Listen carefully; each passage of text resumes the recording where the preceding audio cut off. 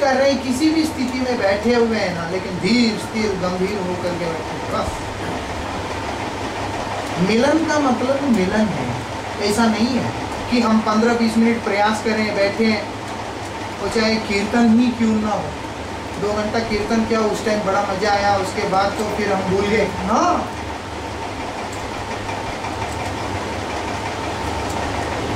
मिलन एक बार होने के बाद, योग एक बार होने के बाद वो ऐसा ही रहता है। और उस योग का ऐसा प्रभाव है, जिस योग के बारे में यहाँ पर बोल रहे हैं, वो इस संसार की भौतिक का मतलब जागतिक, ये संसार, वो संसार में मिलने वाले किसी सुख से भी विचलित नहीं होगा और किसी दुख से भी विचलित नहीं होगा, धीर रहेगा, गंभीर रहेगा। आप इसीलिए देख सकते बड़े बड़े महापुरुष जो होते हैं ना, उनके ऊपर सुख दुख का प्रभाव नहीं है। जैसे हम लोग खुल जाते हैं, हमें कोई चीज़ का फायदा हो गया, ओहो भगवान की बड़ी कृपा है जी, ये है जी, वो है जी। सबसे पहले तो धारणा ही गलत है। व्यक्ति को इस संसार में भोग मिल रहा है, ऐश्वर्य मिल रहे हैं, धन मिल रहा है, समृद्धि मिल रही है ना, वो सारे भगवान की कृपा से नहीं मिल रही है। भगवान की कृपा से आत्मा की शांति, मन में एक सुकून, एक शांति, एक आनंद मिलता है। जिसके पास कुछ भी नहीं है ना, लेकिन अगर भगवान का नाम उसके पास है, आप देख सकते हो वो कितना तृप्त है। वो वास्तव में भगवान का प्रसाद है, उनका कृपा है। सब कुछ है लेकिन मन में शांति नहीं। कारण क्या है? वो शांति प्रदान करने वाला त्वमेव शरणं गच्छ सर्वभावेन भारत त्वत्प्रसादात् परम शांति स्थानं प्राप्स्यसि शाश्वतम्। गीता में भगवान बोलते हैं, त्वमेव शरणं गच्छ सर्वभावेन भारत, तुम इसके शरण में जाओ हे अर्जुन।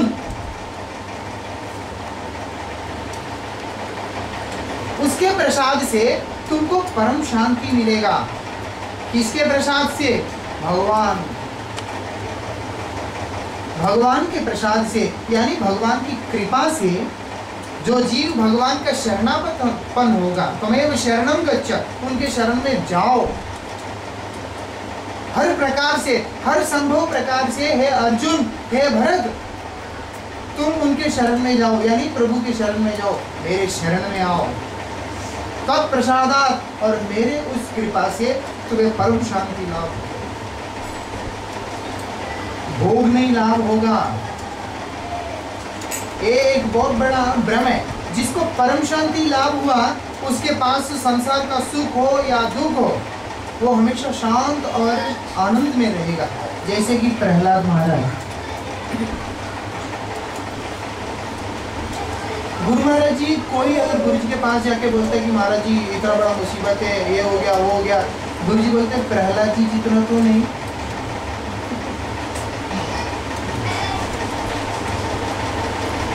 हिरण्यकशिपु कैसा था? कल हम सुनेंगे हिरण्यकशिपु का क्या रूप था, क्या चीज था हिरण्यकशिपु। गुरु महाराज एक ही बात कहते हैं, प्रहलाद जैसा तो नहीं कष्ट आया, पहाड़ से तो नहीं कोई फेंक रहे तुझको, आग जला के उसमें तो नहीं फेंका है, तलवारों से तो नहीं काटा, जहरीली सांपों के बीच में तो नहीं फेंका, फिर क्या कष्ट है?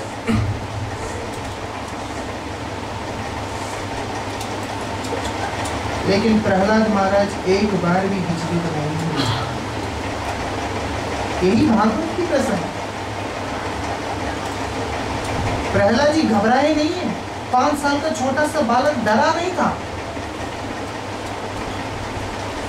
जिस हिरण्यकशिपु को देख करके बड़े बड़े ब्रह्मादि देवता डरते थे, ब्रह्मा को इतना पता था कि ये मेरा भक्त है, मेरा संतान है, मेरा पौत्र है, इसीलिए ये मुझे तो कुछ करेगा नहीं, ये बात पता था। लेकिन देखा जाए तो वो उसका स्वभाव, उसका व्यवहार इतना डरावनी हो गया था कि स्वयं ब्रह्मा भी भयभीत हो जाए। ब्रह्मा भी डर जाए, इतना भयानक रूप ले लिया था वो। और प्रहलाद महाराज कभी नहीं डरा। क्यों? शांत थे, योग था उनका, नारायण के साथ में योग था, भगवान के साथ में योग था, मिलन था। और ऐसा मिलन था जो कहीं पे भी उसका वियोग नहीं था, बिछड़ना नहीं था। इसीलिए उसका क्या प्रमाण है कि प्रहलाद महाराज के साथ भगवान का ऐसा संयोग था जहां पर कोई वियोग का जगह नहीं। पहाड़ों से फेंकते हैं, प्रहलाद मरते नहीं। तलवारों से काटते हैं, प्रहलाद जी मरते नहीं। सांप से डसवाते हैं, प्रहलाद को कुछ नहीं होता। क्यों?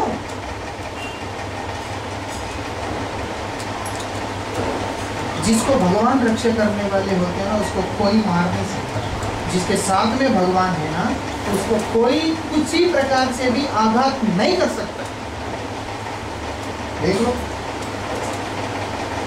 और भगवान साथ में संयुक्त होने के कारण किसी भी स्थिति में प्रहलाद महाराज विचलित नहीं हुआ। ऐसा भी नहीं है कि अज्ञानी था। जब गुरुकुल में था, प्रहलाद महाराज ने किस प्रकार से सीखा? परम ज्ञानी है। तो यहां पर इसी बात को कह रहे, इस संसार की समस्त सुख और दुख दोनों से विरक्ति उत्पन्न कर देता है। ना तो संसार का सुख अच्छा लगता है, ना तो संसार का दुख अच्छा लगता है। उनको ना सुख चाहिए ना दुख चाहिए, दोनों नहीं चाहिए। क्या चाहिए? केवल भगवान चाहिए। उसके आगे कहते हैं, तमीमते प्रवक्ष्यामि यमवोचम पुराणघे ऋषिणां श्रोतु कामानां योग सर्व